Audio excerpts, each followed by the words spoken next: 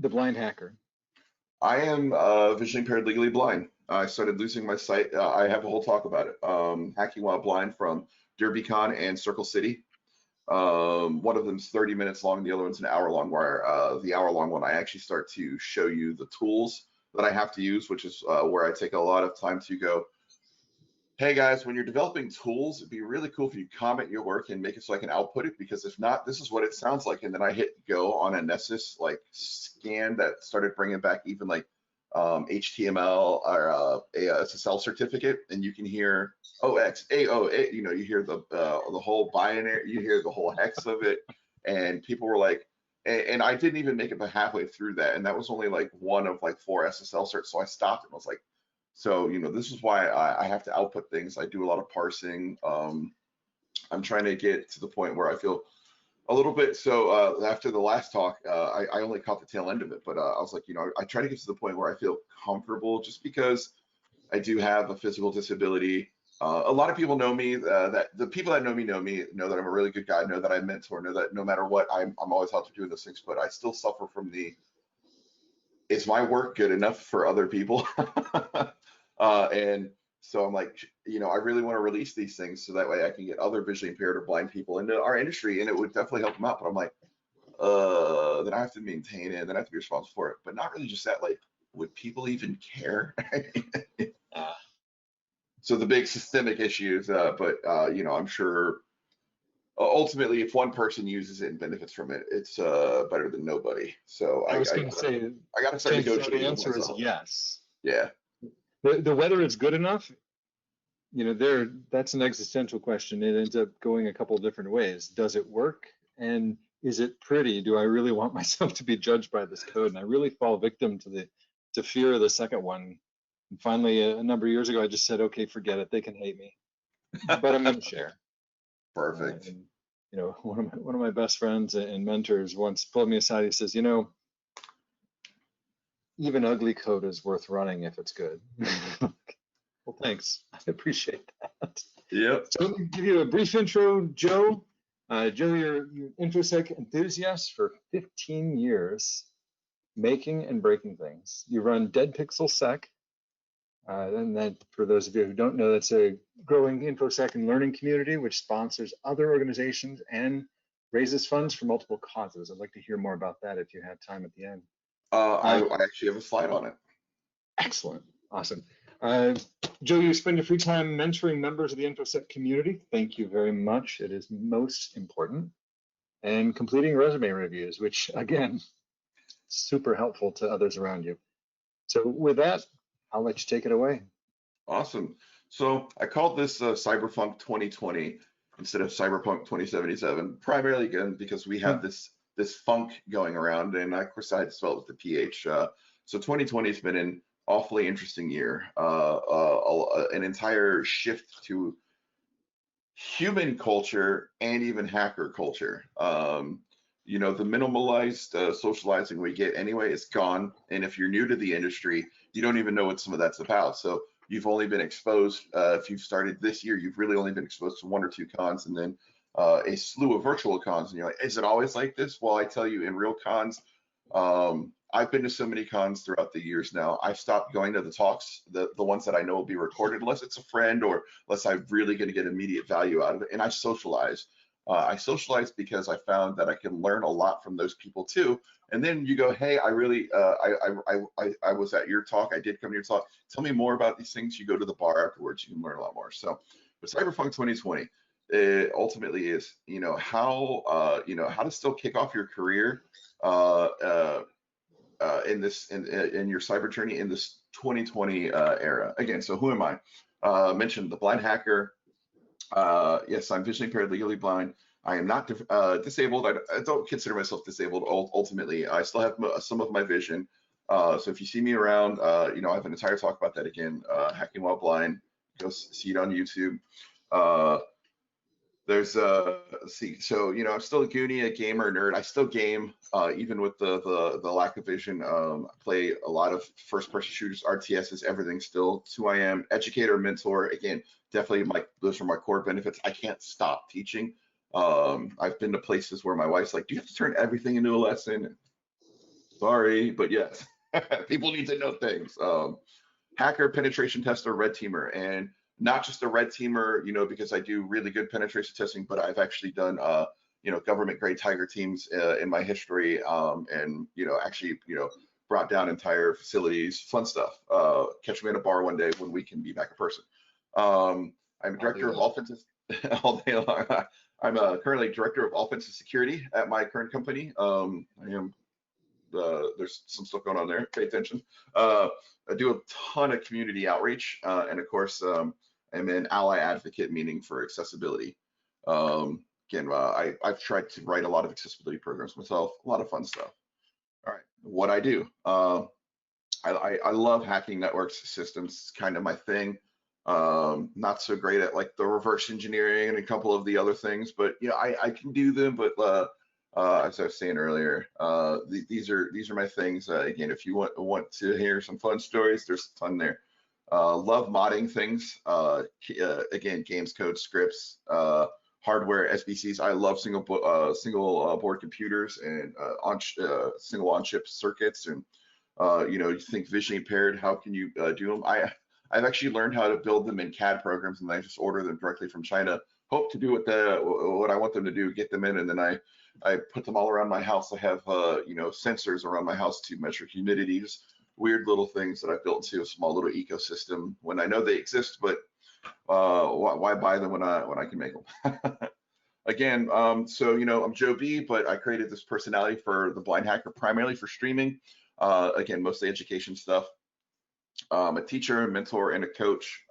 If you come to me directly, I'll be glad to just coach you through things and mentor you through things, but I'll get into some of that stuff a little bit later, actually, as part of this talk too, and of course, a ton of community outreach. Where I do it, so DeadPixelSec, this is our awesome logo done by our community. His name is Scully. His name, just Scully. We haven't really assigned. So DeadPixelSec, what is DeadPixelSec? DeadPixel Security is a Discord community that I put together when I was doing my blind hacker thing. I tried to mimic my streams in a way that was like very much like gamers, so I could entice people who were new to the industry. Gamers, you can always walk into a gamer stream channel and kind of connect. So I wanted to have the ability just for you to connect to me so I can mentor you no matter how you learned, whether visually, audibly, walking through the example or with slides. I tried to do a lot of that. So I've eventually Blind Hacker Discord became DeadPixelSec Discord. Bada bing, bada boom. Discord.deadpixelsec.com. I also do Grumpy Hackers. If you don't know what that is, that's just a weekly little podcast we do. We only keep things around for a short time because we get very grumpy on the show. So that's twitch.tv/Grumpy Hackers. Nova Hackers from Nova, Northern Virginia. I do a lot with the Nova Hackers guys up here. Social media, Twitter, Instagram, Facebook. I'm hardly on Instagram and Facebook, but you can definitely find me on The Blind Hacker on Twitter, and I'm on there a ton.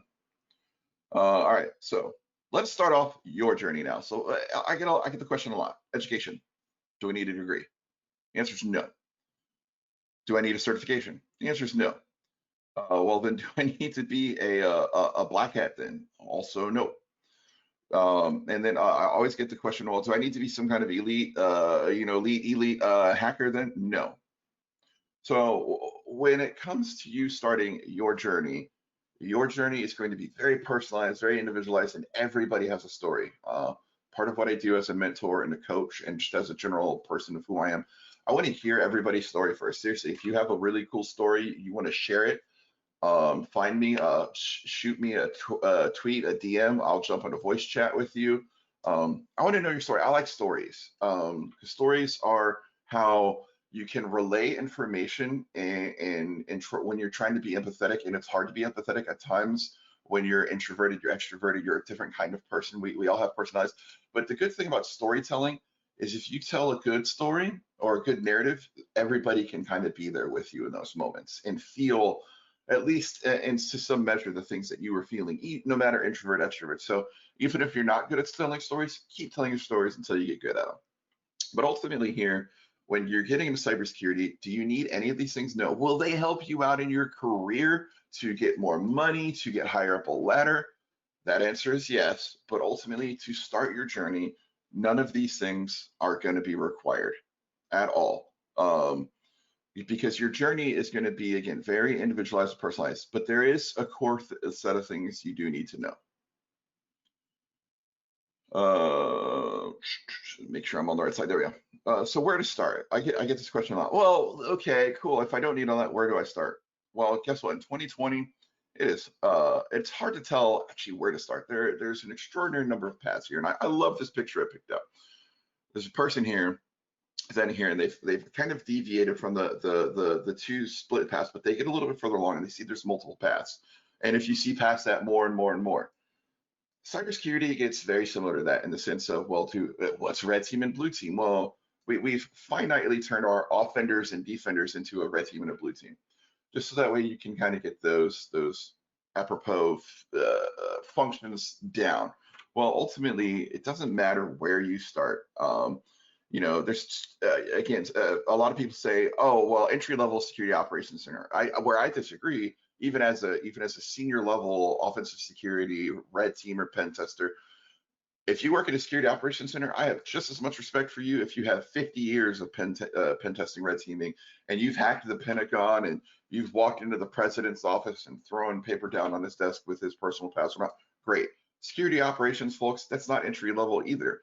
That's, excuse me, it's a good place to get your start, but you can spend 15, 20, 50 years there protecting people, and protecting people is just as important as pen testing, red teaming. Whereas, a lot of the sexiness is definitely in pen testing, red teaming, breaking into places, walking out with servers. We hear all the cool stories from TinkerSec and a couple other folks. If you're just around Twitter, you're looking at those things, you get these really cool stories, but you get really cool stories from the security operations folks who turn around and reverse engineer some of these more advanced APTs, things like that. So again, you can start in just about any of these categories, even as an entry level. It's tougher on these lower categories, but security operations, pen testing, for instance, incident response is a little tougher. I see a lot of people these days on Twitter getting through and doing bug hunting, and I put threat hunting there. I know they're different, but they're two sides, same coin, right? So when you do bug hunting, you can go, oh, well, I find bugs and I find DOM cross-site scripting, but you can do threat hunting just as easy with those same skills going, hey, I found DOM and cross-site, let's fix these things. And then of course, cybersecurity engineers and analysts. So I put that on here because an engineer and an analyst typically might be doing things like infrastructure related or other related, or if you're a pen tester, but your job title is cybersecurity engineer. Ultimately, these are a lot of places you can get started. And these aren't even like all of the things you could be doing. Again, malware, I didn't put everything here because there's so many, but again, these are the kind of the main areas that I see it's easier to get started, let me say, unless you have, again, a severely catered to skill set. So again, where to start? Still at the beginning. So we're still at your beginning, and you're like, well, I need to be getting an entry-level job. True, but also false. So you say, a lot of people ask, how do I get experience in an industry where I need 20 years of experience to get in? Well, I bet you've got more experience than you think you do. And what I mean by that is, what do you do on a day-to-day basis that could potentially affect and change your job? Well, are you customer service currently at McDonald's? Are you customer service at Comcast? Do you have a customer service element? Because the most important thing, even though I try to put this into a lot of my pen testers and a lot of the folks who worked with me and for me throughout the years, like, I don't care if you're a really senior pen tester and you can reverse engineer everything. If you get on a call with a client, you gotta have customer service. They are your customer. You have to serve them. You have to be articulate with them. Just because you're right doesn't mean you're right. Listen to the customer's concerns first, learn to address it, internalize it, and then give them the information to sway them to your opinion. Don't just come out and be like, you're stupid because your password was password, or your password was goat, or okay, cool. Help them fix it. It's your fault if their password's crappy. It really is. And not you necessarily, but even me, it's our faults, because ultimately we haven't given them the idea and the functionality to give themselves a moment to prove that these things aren't secure and those kind of things. So you're going to have to turn around and internalize a lot of that customer service. Do you build labs at home? Do you build networks? Did you play around on BBSs as a kid? Did you play around on forums? Those are all skills. Learning to Google things. It's such an interesting skill that I see a lot, where people just they come to me directly for an answer. Hey, how do I pop this box? Well, did you try Googling the vulnerabilities? Did you, you know, I'm going to give you a methodology. You got to stick to it, but you got to learn it. I can tell you how to do it all day, but when it comes to you doing it as your job, you have to be able to do it. So you got to get those levels of experience and skills beforehand. So again, what have you done and what do you do? Customer service, relevant.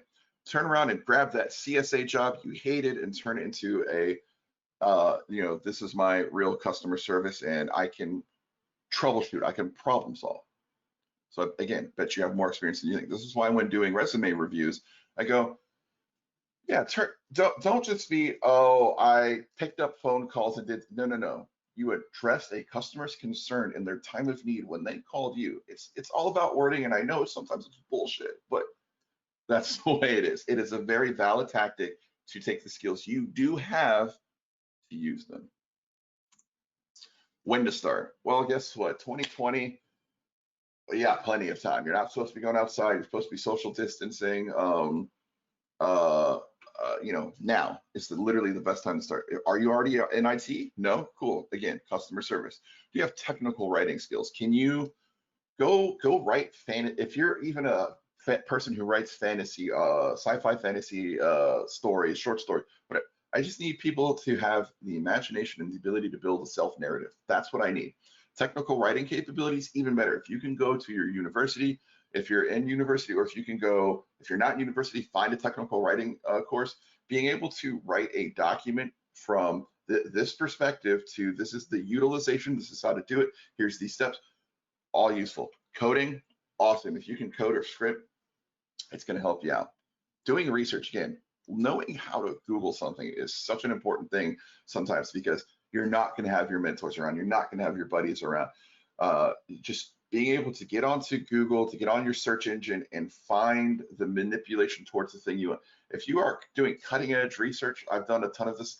I've gone to forums and went, oh, this guy's having the same problem as me. I wonder when they did it. You go, you know, for me, I got to scroll around again. I'm zoomed in. I scroll up and I go, oh, that's me. And that was a year ago, still having the same problem. I'm not necessarily cutting edge, but a lot of people aren't sharing their research. So, okay, let me see if I can reword this to find somebody who's done something a little similar, but not for the more potential nefarious ways that I'm trying to use it. Oh, okay, so this is how you do those things. So being able to do that research, again, highly invaluable. And those are skills you can acquire now before you do your journey, before you start your journey, or during your journey, or even 15 years in your journey. So do you even need to be in IT? I get that a lot. Oh, well, I just want to go straight into pen testing. A lot of people go, oh, you need fundamentals, you need the IT stuff. I disagree. You can get into cybersecurity and InfoSec without being in IT, but it helps. You are going to have, if you have those fundamentals when you're getting an entry-level cyber, you're going to have an easier time. If you don't have them, you're really going to have to prove yourself. Even if a lot of companies eliminating education requirements, a lot of people doing those things, great. But still having years of experience, they really just mean, you know, how senior are this? How familiar, how proficient in this concept are you?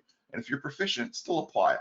I tell people, you look at a job, always apply. I never not apply for a job that even if I'm way underqualified for, I'm still going to apply because I've gotten that job before because I was the only person who remotely put in my resume and interviewed for it. That early on in my career, I got a lot of jobs like that. So valuable advice.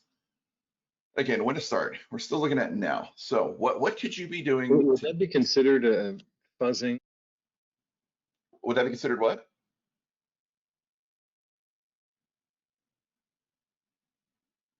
Okay.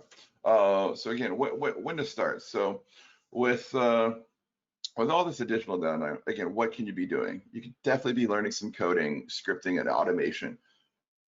I don't care what you know, what you've done, anything like that. Coding and scripting, coding is building applications, scripting is building scripts to do things.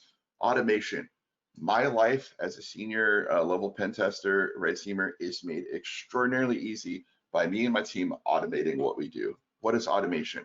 If I have to scan for this X thing, X amount of times on X networks, after the 10th time, I'm automating it. Actually, after usually the second or third time, I'm automating. What does that mean? I'm going to write a script or a program to do those things for me to save me time. I'm going to write parsers. I'm going to put data together so I can just get the data I need, because when you're doing a pen test, networks are extraordinarily complicated sometimes, and you just need a little bit of help. And if you can write your own automation to bring you the data you think is most valuable, it's going to help you out.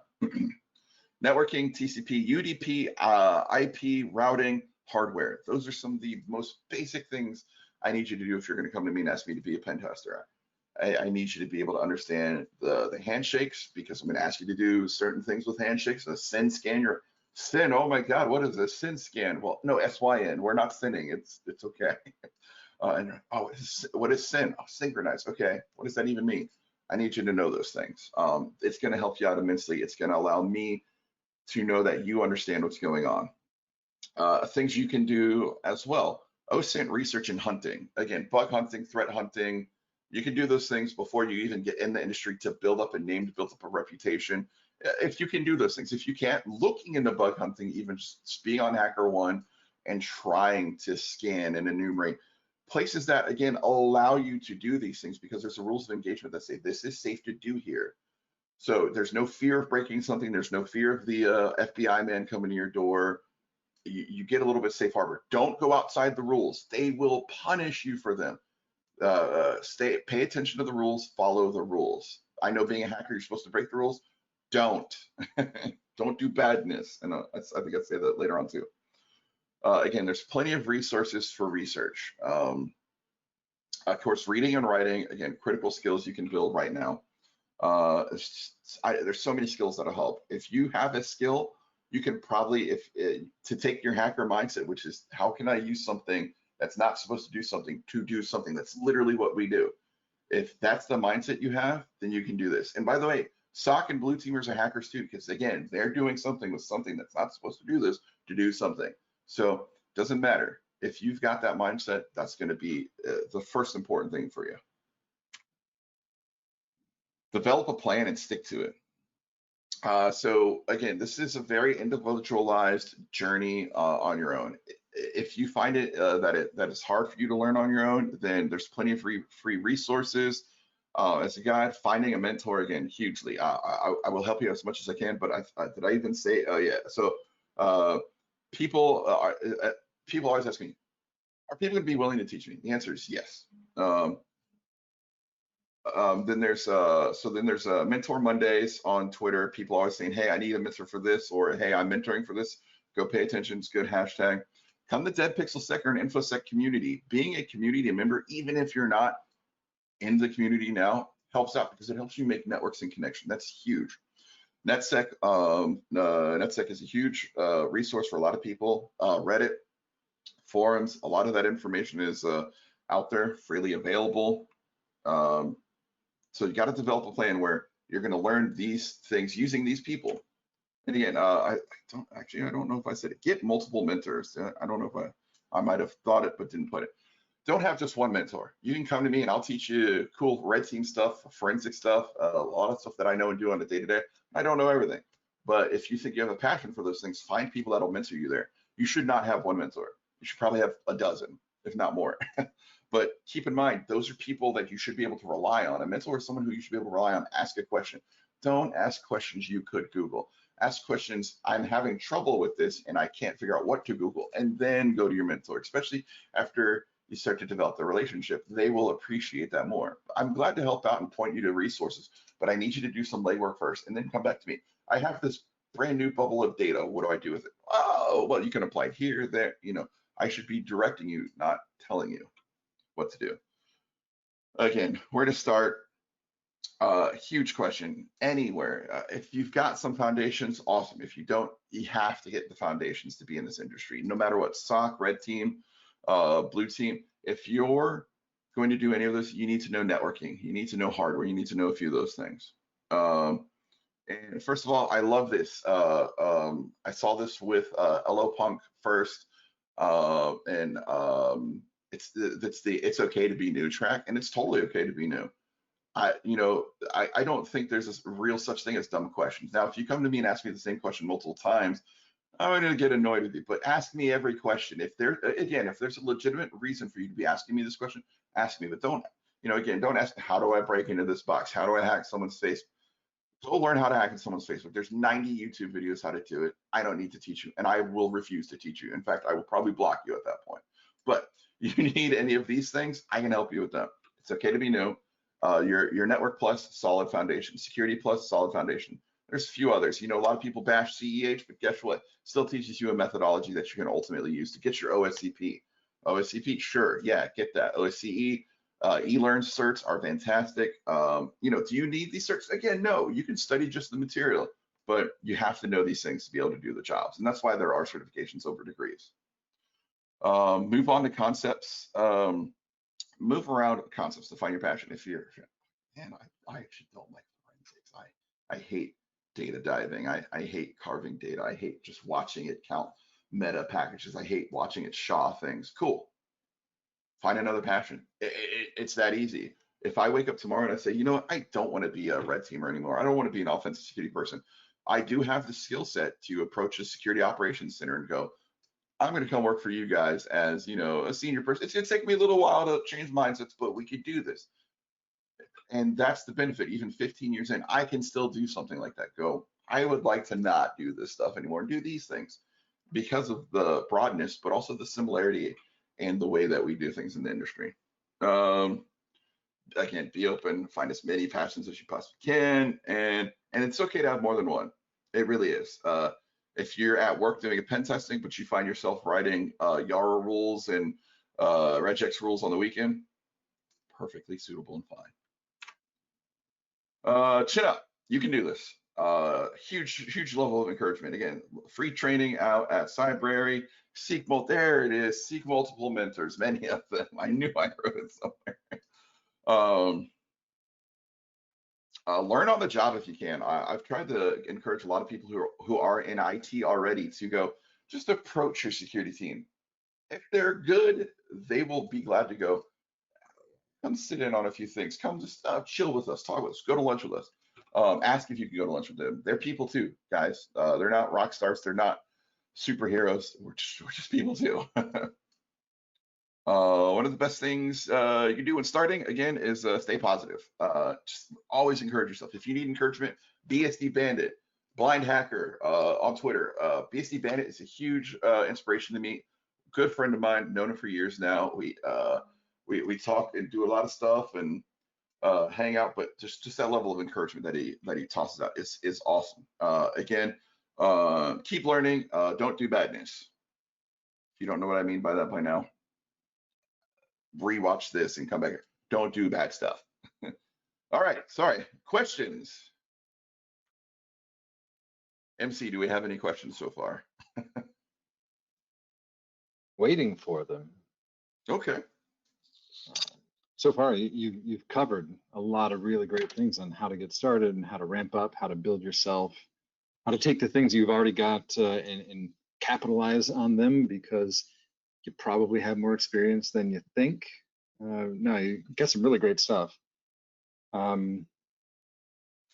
the way, I did try to interject earlier, but I had technical difficulties. I was saying, is that considered fuzzing the resume process by submitting your resume for jobs that you may not get?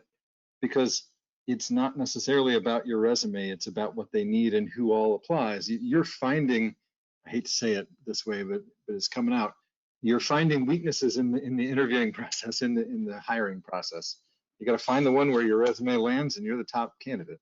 So cool. So my story there, again, I told you, being storyteller. So go ahead, join me in my story real quick. I was in my mid-20s still. I was like, man, I really want this job because it's doing things at this organization that I really want to do. But they want a senior level person. You know, I had 5 years. Some people consider that senior, some people don't. But I had 5 years, but I didn't, you know, a lot of their stuff was like 7 to 10, 7 to 10. I was like, well, I don't have those qualifications, but I'm going to apply anyway. I applied. They brought me in for an interview and they told me straight up, hey, we're one of the greenest people. But since I showed up, I was dressed nice. I came in my suit, no tie. I hate ties, but came in my suit, no tie. They're like, next time wear a tie. I was like, okay. You know, that'll probably tell you potentially what organization this is if you know some of the big orgs. But since I was one of the only people to show up and excited, I was really excited because this was something I was like, I could totally be doing this for you guys, and I could, I know this program, I've already looked it up, I could do these things here, and I could build this structure, and I could build an entire workforce around just the idea of what I see you guys wanting to do here with proactive security, but also this. And this was, by the way, early days of even InfoSec and cybersecurity. So it's like, being able to pitch that, and then sure enough, I got the job, and within the first 2 years I was there, I ended up becoming a lead. My salary grew more than 20% just because of they brought me on a little bit lower because I was not the senior level. But the minute I had a few years of experience in there and I hit the senior level, more than 20, it's actually more than 25. It's actually significant. But because I was there, I was the only one to apply for it who was excited. And they were like, wow, a young person excited about something, and he's probably gonna stick around for a while, and boom. So yeah, there's a lot more than just your resume that goes into that. A lot of people are looking for the right personality fit or the right excitement. And some places don't know what they're looking for. They don't know what they're asking for is unreasonable. I've seen resumes, or I've seen requests for people who literally the technology did not exist as long as they wanted the experience in hacking it to be. It's like, just go with it. I saw that on Twitter the other day. Somebody's like, oh, they want some number of 5 years of experience for this API that I wrote 2 years ago. Yeah. So we did get a couple questions, or at least one here. Charles Roth asks, what's the one thing people are getting wrong when transitioning? Ooh, how to say this? That's a hard one. Without being a total jerk about it, from my mentor perspective, again, I still have a lot of people who I have more people now because the way I've engaged the community that are very proactive. I mention a concept, they come back to me again with that bubble of data and go, how do I ingest this? Not how do I do this? How do I ingest this? I don't know some of these words. So that's when I'll do it. Some of the thing that I see people having a hard time transitioning is when they don't realize, again, when I say these basic concepts, oh, I know networking, I know I know the words TCP, IP, UDP. Cool. Do you know the three-way handshake? Yes, cool. Do you know what happens if I do these things with those handshakes? So if I manipulate handshakes, no. Okay, that's fine, but you do need to know those to be in a SOC, to be an analyst, to be someone who's protecting a network, but also someone who's breaking into a network. That's one thing. But the second thing too, and this goes again outside of mentoring for just the cyber, but mentoring for your job career. I just literally had a conversation with one of my employees. He asked, how do I ask for a raise? 1 year out of college, but already has his OSCP, a couple other things like that. I'm probably blowing him out of the water. You're one of my fantastic students. I love you, dude.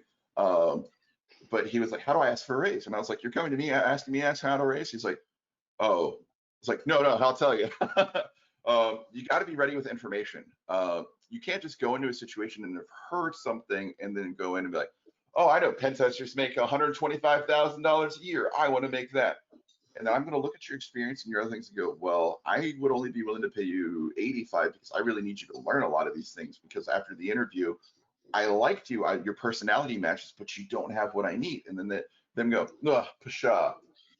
That's a tough transition too. I need you to realize that I do value your time and I do want to pay you, but I need you to be able to complete the job too. So that's a business thing. So how do you ask for raises? How do you know to do the jobs? Well, those are things that I see commonly in people who do switch careers or who are coming into the industry not know how to do. Asking for a lot of money, smart, don't undervalue yourself.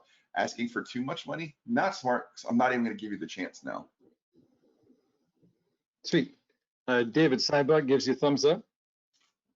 And Amruta asks, how many hours in a day of work should we devote to hacking or breaking into stuffs? What do you think? How many? Well, if it's your job, the whole day. Okay. As a mentor, I would say spend I wouldn't say spend the amount of hours. I don't want to give you hours, but in your free time or in your study time, I do personally probably about 60 to 80% hands-on of the newer, crazier concepts, and then probably more about 20 to 30% varying of just reading other people's ideas of concepts. So recently I undertook mobile application hacking. Totally get the concepts because I'm familiar with it. But then I've got Swift on one hand and Java on the other, two entirely different languages. Well, Swift Catalan, Java, and weird Java, bastardized Java. There's so many things on the different platforms. Like, oh well, we're on these more recent things, but what if I want to break into old phones? So I probably spent 80% research and 20% actually trying to find demo apps that people submitted or put out there that are even old. I actually had to build up an emulator of like Android 5 or something just to be able to run this. I was like, all right, cool. But it really varies. It does. How to say, again, really loaded question, but you should find the comfortability for you. If you have the ability to break into things all day, do it all day. But keep in mind, again, if you're trying to improve your other skills, your personalization, if you want to become a presenter, you've got to sharpen those skills. I did it by streaming. Again, that's the entire reason I started streaming, so I could start presenting, because I had data I needed to get out of me and teach people, and I was afraid. So Nice. sharpen the skills any way you can, but find the percentage, not the amount of time. I've been trying to push for years for people to ask their boss to allow them 10% of their time to play if they're in InfoSec. I mean, if their job is cooking bacon, then trying to get their boss to pay for them to learn how to hack stuff, probably not a good idea. But Tougher. You have to be a real good salesman. It depends on how good your social engineering skills are. But anyway, we got a couple more questions, but we're running out of time. I'd like to divert them over to the Discord channel. Joe, you're going to be in the Discord channel, right? Yep, I'm going to have to pop upstairs back to my actual office and start doing a little bit of work, but I will be available via Discord, and it will be available immediately.